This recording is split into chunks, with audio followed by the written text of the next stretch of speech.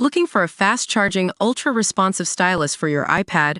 Meet the 2X Fast Charge Active Stylus Pen, designed for 2018 to 2025 Apple iPads. Take your creativity and productivity to the next level. Click the link in the video description to shop now on Amazon. Welcome to Qualcomm Pulse, your source for insights on the world of technology and finance.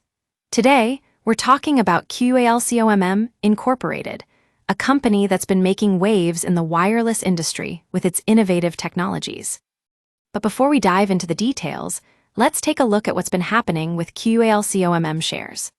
According to recent reports, Townsquare Capital LLC has boosted its position in Qualcomm by 4% during the fourth quarter, increasing its holdings to 157,679 shares worth $24,223,000. But that's not all. Other institutional investors like TBH Global Asset Management, LLC, PDS Planning Inc., and Cassidy Schiller Wealth Management, LLC, have also made significant purchases of Qualcomm shares. In fact, these firms now collectively own over 74% of the company's stock. Now, let's take a look at what some analysts are saying about Qualcomm.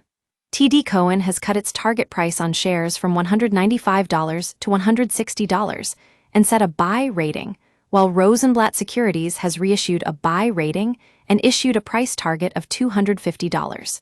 But not everyone is confident in Qualcomm's prospects. One analyst has given the stock a sell rating. Despite the mixed views, Qualcomm's financials look promising. The company reported earnings per share of $2.86 for the latest quarter, with analysts forecasting 9.39 earnings per share for the current year. But what's driving this growth? It all comes down to Qualcomm's foundational technologies for the wireless industry. From developing integrated circuits and system software for use in wireless voice and data communications, networking, computing, multimedia, and position location products, to its strategic initiatives like Qualcomm Strategic Initiatives, the company is well-positioned for success. But what about insider activity? Recently, insiders have been selling off their shares. Heather S. Ace sold 1,600 shares worth $246,784, while CFO Akash J. Palkiwala sold 648 shares worth $91,439.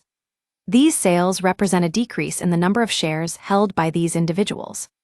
So what does it all mean? For investors looking to get ahead of the curve, top-rated analysts recommend 5 stocks that are quietly being whispered about on Wall Street. And Qualcomm wasn't on the list, but is it worth considering?